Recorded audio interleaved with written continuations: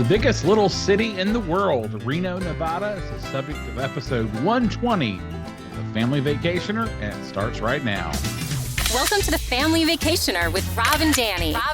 The go-to podcast for families on the move. Welcome, friends. I'm Rob. And I'm Danny, and this is episode 120 of The Family Vacationer. We're really happy you guys are with us again this week as we talk about Reno, Nevada. Last week, we talked to the Williams family about their recent trip to Key West. So if that area is on your list of places to go, I strongly recommend that you go back and give that one a listen.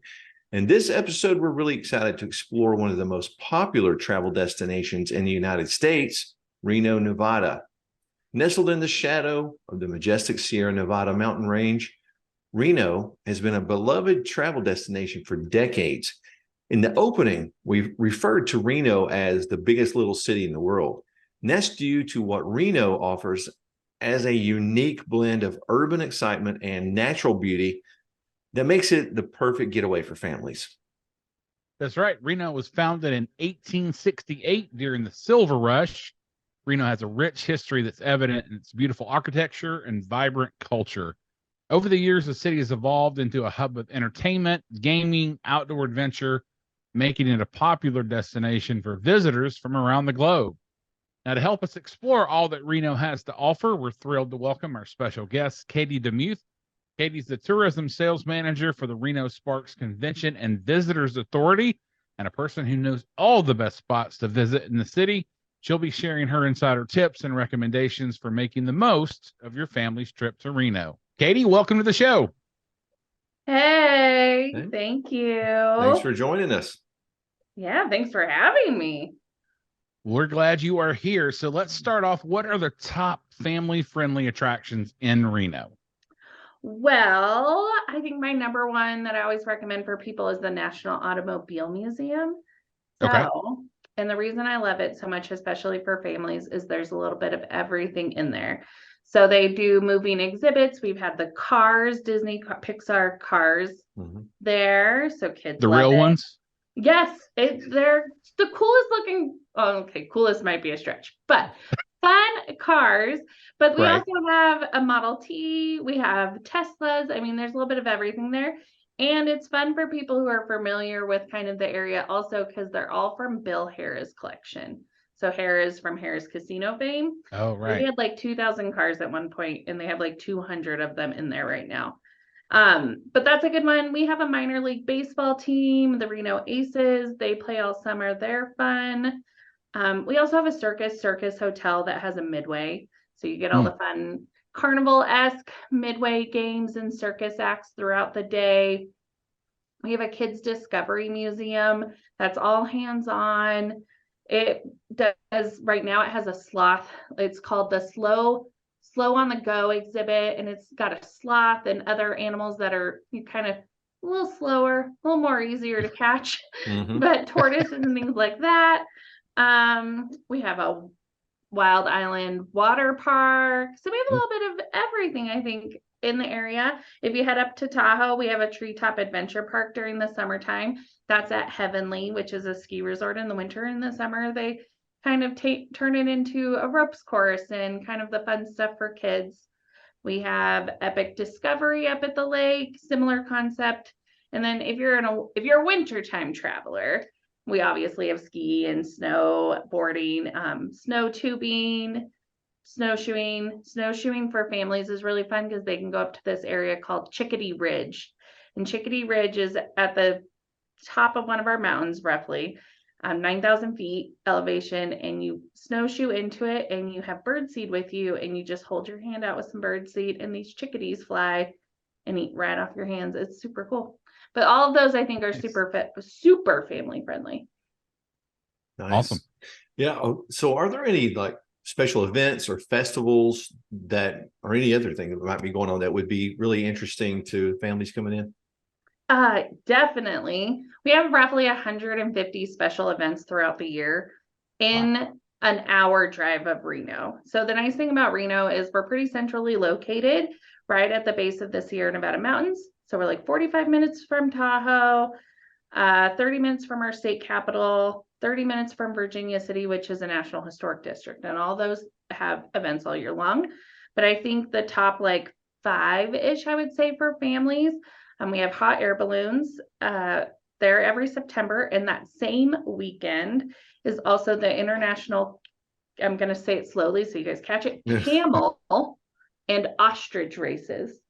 Okay. So they're exactly what they sound like. People race on camels and ostriches. It's a hoot. It's quite a sight to be seen, I would say. Are we these also have, fast animals? the camels are kind of like really awkward horses. Okay. That's the best way I can describe it. They're not super fast. Ostriches are super fast. Right. Okay. And they don't like people on them, so they tend to fling them off, which, is quite enjoyable. We all like watching a fail video or two. That's confusing me. I've never seen anybody ride an ostrich. I'm going, that's possible? I'm going to have to look. We could Google it. You should Google it. Just Virginia City ostrich races, and you'll find some fun videos. Yeah. We get Monster Jam. We have a Reno River Festival, which is right in the heart of our downtown area. The Truckee River runs right through Reno, and they do kayak competitions essentially in the center of town, but this whole festival event surrounds it. So there's bike races for kids, and there's mother-daughter lookalike contests, and kind of some fun, quirky, smaller events within this big festival. And then Reno Rodeo. So we have a rodeo. It's celebrating, I believe, 105 years this year. So it's a long-standing one.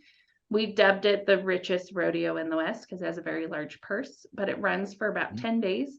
So you can catch it in a trip and do all of the other fun things in the area. Those are, I guess, my top events for families, but there's lots to choose from. So no ostrich races in the rodeo, though, right? That's no, bold. But I think it would be a spectacle. Yeah, they should add. you might suggest that. That sounds pretty entertaining to me, but that's just me. And I think you've mentioned a lot of these, but I was going to ask what are some of the best outdoor activities? I am curious about snowshoeing. For those of us who haven't done that, can you kind of go in a little bit on what that is? Yeah, so I would say snowshoeing is it's like trying to hike in the snow, but you put on, best described as a tennis racket. That's kind of what it looks like. You attach it to the bottom of your shoes. They strap on. And it helps you stay elevated on the snow so you don't sink down into it because it gives you more of a surface area. Okay. So it's like hiking, but a lot of our snowshoeing areas are more, I would say, more flat, a little less strenuous than your typical hike. So that's definitely a wintertime activity. Maybe not this year. This year our winter seems to be going forever. We've had record-setting snow. We have a ski resort that's actually staying open through the 4th of July. So you could ski and do a dual day on the 4th of July. Ski morning, beach afternoon, and watch fireworks. That's unique. Okay. See, that's unique. Yeah, definitely. But some other outdoor stuff, since that was what you were kind of asking about, we have tons of trails. We have 600 plus miles of trails in the Reno Tahoe area. We have a great e-bike trail that's up at Lake Tahoe. So e-bikes, electric bikes, what's nice about those, at least from my standpoint, I can bike, it's fine, but I like that little bit of assistance you get with an e-bike, and it's really good, I think, for families too, because sometimes kids are a little more leisurely and want a little more help, but I'm an e-biker and I agree with you. But this trail is 3 miles round trip. It goes from the North Shore to our state park, Sand Harbor. It's beautiful. It's right along the lake's edge, and you can do the same thing in the middle of town. We have an e-bike rental right in the middle of Reno. You can do the trail along the river. Let's see, we have a marina. We have a man-made marina in Sparks. It's fun. They do paddle boats there. They have great restaurants and a little park. You can do fishing. We have great fly fishing on the Truckee River, horseback riding in the mountains. So lots of outdoor activities, either season. Well, I guess there's 4 seasons. So either winter or summer. Have you done fly fishing? I'm just curious how difficult that is to pick up. I have attempted it one time, and that will tell you Okay. how difficult it was to pick up. I've never Well, I'm done still, that, so I'd have to it learn it on the looks, fly. oh, But I'm bummed. Thank you. oh, yeah. Okay. I'm still stuck on snowshoeing.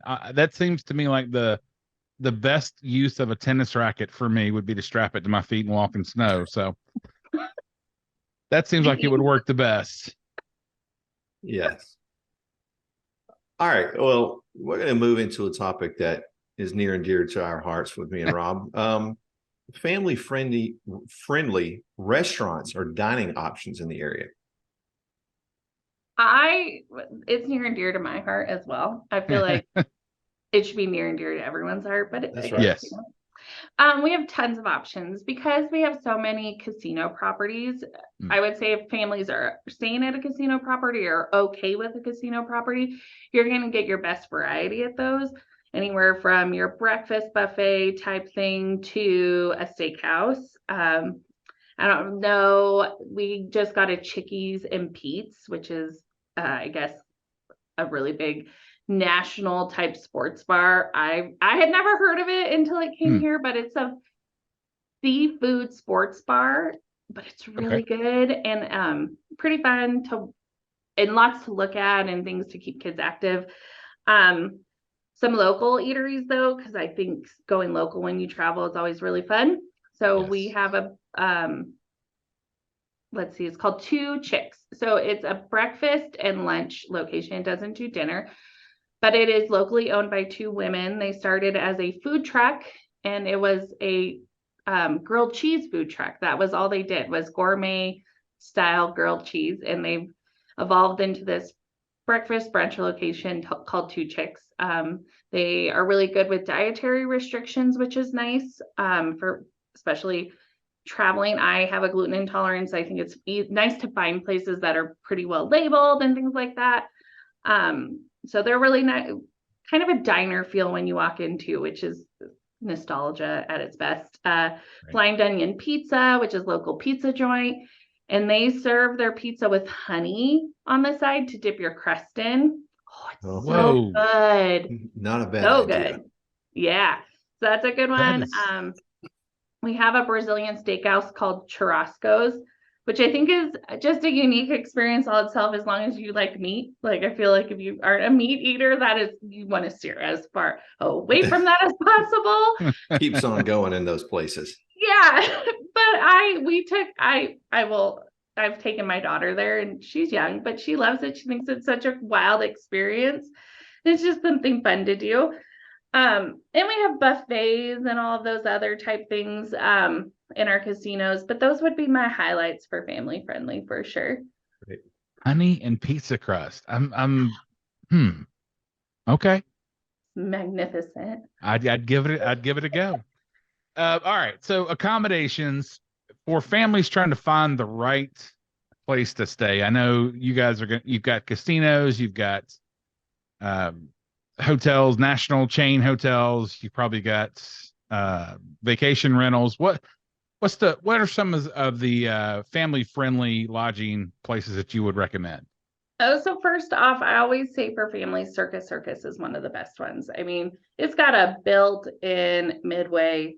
Prices are really good. It's right in the center of downtown, and you can nearly avoid the casino, I would say, with most of it, which is really nice. I get with families casino environment, especially if you're not from Nevada. I grew up here. Seeing a slot machine in a grocery store is like whatever to me, but I know not everybody had that same experience. So casinos aren't always on the top of people's lists, but Circus is a really good one. We have a brand new hotel that went in. It is an Element by Westin, and it's in our Reno Experience District. And what I love about their rooms is their extended stay like. So you can get your kitchenette and things, and they have lots of adjoining rooms, big beds. So all the things you need kind of with a family, if you're more than say like 4 people, multiple rooms and adjoining rooms is really nice. We have 2 properties that are right in the downtown casino area that are more casino resort like, but without the casino. So we have it's called Whitney Peak. They're both, that one's privately owned. And its fun feature for families is it has a climbing wall inside. So something to do, but it also has the tallest outdoor climbing wall attached to the face of the hotel. So it's 164 feet tall. Ooh. And that's not a me thing. That's like it's just out there. Okay. Yeah. I'm with but you. It's right by our arch. So if you're familiar with pictures of Reno, we have a big arch that says Reno, the biggest little city in the world. So what's cool is when you're climbing up, you get above it and you can look down. That's a really good one. We, like you said, we have tons of brands. We have extended stays. We have, it's a Best Western. It used to be a privately owned casino hotel. It was called Boomtown, but now it's Boomtown by Best Western. They have a big arcade, a carousel in it, some fun things for families to do at a lot of our properties. And then the final one I would say is a Renaissance. That is, again, one of our downtown properties without a casino. So there's some great options that can keep you out of the gaming part of Reno Tahoe. You mentioned, how families might view casinos, how families might view casinos. What's the relationship like the other way? What's the casinos, or do they consider themselves family friendly? Are they averse to having kids? And, because with Vegas, they went through like a family friendly phase, and then they decided other direction. And so where does Reno fit in on that spectrum? I would say we have casino properties that probably would prefer not to have families, right? So our higher luxury end ones tend to not have anything for those kids. Yeah. But almost all of our properties, except for probably 3 or 4, have like a big arcade. GSR, Grand Sierra Resort, is off like our downtown area. They have laser tag. They have a mini golf. I mean, they don't want to deter it. And so they've built up these things to make it easier for families to be on their properties. That's probably the easiest way to tell is based on the amenities they offer. So that's what I was going to say. If they have stuff like that, they're okay. They're not going to tell you no. Gotcha. But there are some properties that, I would say our bigger luxury type properties are like more like the Vegas ones that are kind of like, we have go-go dancers in the middle of our casino. You may not like that. Yeah. Yeah. They should have laser tag while riding on an ostrich. In a casino. Just saying. In a casino.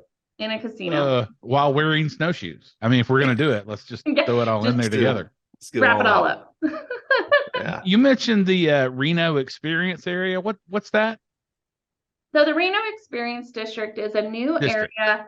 It's kind of joining our downtown midtown area and where our convention center is. So they've always been really far apart, and there hasn't been a lot of hotels between them or really anything to do. And so this developer took over this area of town. He knocked down this old rundown mall. It had a theater already there. So we kind of just built this area around a theater. So there's a theater, there's a couple hotels, a couple apartment type buildings. Because I say that because they're not your typical multi-family, like apartment complexes. They're geared more towards couples or single people. They're not a lot of multi-rooms. And they have, amenities underneath all these buildings. So there's shopping and there's restaurants. The pool, they have a couple pools at a couple of the locations. So just things to do between the two major segments of town. Gotcha. Yeah. All right. You may have started to hit on this, but are there any more like unique culture experiences that family can enjoy in Reno? Yeah. In Reno, I would say this, like the peak of or top of our cultural stuff. We have a big Basque population. So Basque people are from the Pyrenees Mountains between France and Spain. And so you get Spanish Basque or French Basque, but a lot of them ended up over here. Our climate's very similar to that area. We're very mountainous. So we got a lot of sheep herders or shepherds, and their culture kind of stayed, which is amazing from my standpoint because their food is phenomenal. So we have a couple Basque restaurants. They do a big Basque festival in downtown Reno in the fall. Outside of Reno, though, which is really nice, everybody's familiar with the gold rush to California. Well, when that started to bust, all the miners started coming back this way. And they actually found gold in the mountains around Reno in 1859. So we have a lot of kind of that history, mining history in the area. We have a National Historic District about 45 minutes away. It's a town called Virginia City. And depending on who's listening, if you're a smidge older, you might remember the show Bonanza. Oh, yes. I don't try to call out anyone on why they know it. Right. I was very little, but I did see it. Very little.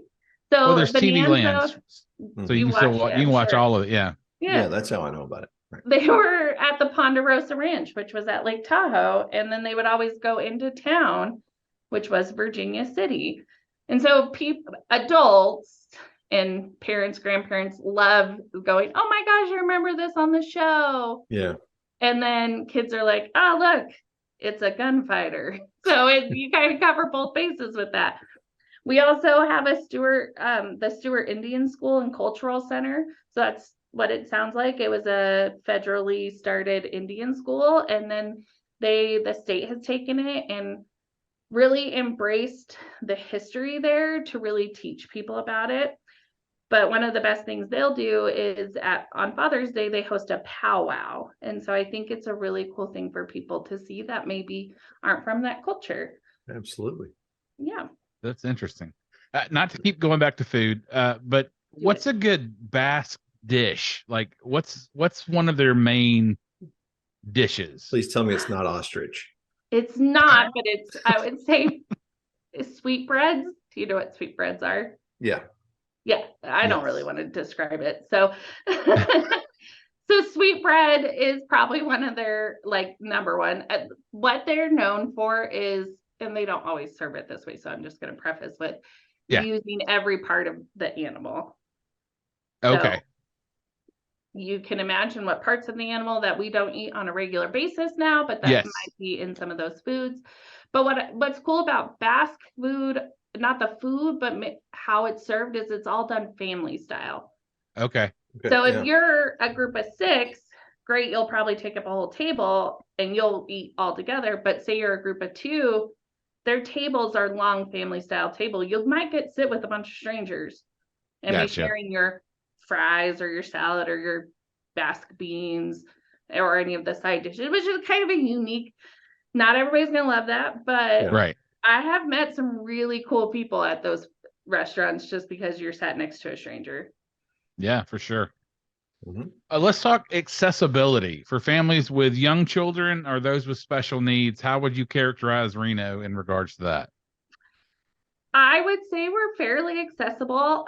The one thing, we don't have a ton of public transit. So I like to preface with that for people with family. It's good to rent a car or get a transportation service of some sort. But what's really nice is we do our bus public transit is called RTC. They do a program that you can book called RTC Access. And those are handicap accessible buses. So you are able to book that to take you from one place to another, which is really nice. We also, through our city, do an adaptive equipment rental program. So if you are looking to do biking while you're here or any of our winter activities, you can actually get adaptive equipment rented through them. Okay. And we have a wonderful organization that actually was founded here. It's called High Fives. And High Fives was started by he was a pro snowboarder, and he was in an accident, and now he is in a wheelchair. But he started this to really show how winter sports can be adaptive. So they've done a couple videos for us for people to watch to really see how accessible we are. And I think that speaks more than I ever could on the subject, and that's at our website. Okay, awesome. We'll put a link to that on our show notes as well. Yes. All right. So you mentioned RTC. I was going to ask you about transportation. Are there other options you might suggest for families? I really think for families, your best bet is to probably do some kind of rental, just because then you're on your own schedule, right? Rather than trying to deal with a public transit system. We also have Lyft and Uber. Those are a 24-hour type thing in our city. With the hours that like our businesses run, Uber and Lyft are really easy to get. And we also have really great transportation companies. If you didn't want to drive yourself around, Reno Tahoe Limousine does big SUVs or Sprinter vans, and their drivers can drive in any weather. I have been on numerous trips with it snowing or whatever else may get thrown, and they are really capable. So that's nice too. If you're in the winter time and you're not a mountain driver, you come from what we like to call the flatlands. Getting a driver that knows how to drive in the mountains and in the snow, I really think is worth its weight in gold. You don't want any of our southern folks coming over there trying to drive in the snow, because no offense. It's not pretty. It's not pretty. I don't even like driving in the snow, and I grew up here. Well, everybody right now is trying to find the discounts, trying to find special deals. Where should they look for deals when they're looking at visiting Reno? I would say it's really tough to say that, because right now everybody's looking for deals, but right now lots of businesses are not loving the deals. Right. Right. But most of our properties, if you go directly to their page, they like, if you wanted to book the Circus is a really great example. They're a Caesars owned property. Okay. So they have their own rewards programs and deals listed directly on their website. And that's kind of the best for a lot of our things, is they want you to book directly with them. So some of your best bets are going to be going directly to the entities versus any other third party type purchasing systems. Gotcha. Do your research. Is there an off season in Reno? Our off season? Is that what you said? Do you have one? Is there an off season? I would say our slowest or off seasons are spring and fall. Okay. So we're definitely a big winter and a big summer, just because of our proximity to Tahoe. But what's funny is my favorite time in Reno is fall. I love the colors of our trees and everything that change. And Tahoe's gorgeous in the fall, and it's not as busy. So gotcha. I'd pick fall, but fall is the best time anywhere. Agreed. Yes. I like spring, but I'm not going to argue with y'all. So if you like sneezing, all right. Yeah, that's true. That's true. So, all right, we like to kind of get a little personal, if that's okay. We always like to ask this one: when you personally have family or friends visiting from out of town, where do you like to take them? I would say my first stop is probably going to be Virginia City. And I know I've talked about it a few times, but it's so close, and it's such a cool experience to walk through a community that was started in the 1850s, and it looks identical to when it was founded. Still has the wooden boardwalks. You can go on a mine tour. So that's always a really good one. Obviously I take them to Lake Tahoe. I go to Sand Harbor. It's our state park. It's gorgeous. They do Shakespeare at the lake in the summer up there. You can rent paddleboard. You can rent stuff at that beach too, which is really nice. And MS Dixie is a paddle wheeler, like your Mississippi Dixie paddle wheelers. Right. It takes off from that area as well. So that's always fun to do with visitors, because you get to see the lake, and because we all love food on this, they'll do a lunch or dinner tour on it. So it's a kind of a cool way to experience the lake without having to get in the really cold water. Yeah. So, and then down here in Reno, it's probably not a big deal to everybody, but we have the second largest sporting goods store in North America. And I just think it's so much fun to walk through. It has a big Ferris wheel in the middle of it. Oh, wow. And really cool, these really large aquariums that you walk through, like the archways. And there's a saltwater one and there's a freshwater one. So those are some of the fun things I like to do that are kind of quirky and unique to just the Reno area. Right. Awesome. Well, for more information on visiting Reno, Tahoe, and the general area, consult your travel agent and go to visitrenotahoe.com. Katie, thank you so much for being on the show with us. Thank you. No, thank you guys. This was a blast. You guys are a hoot to talk to. Hey everyone, if you're ready to plan your next family vacation, call my dad. He would love to help you as a certified travel agent.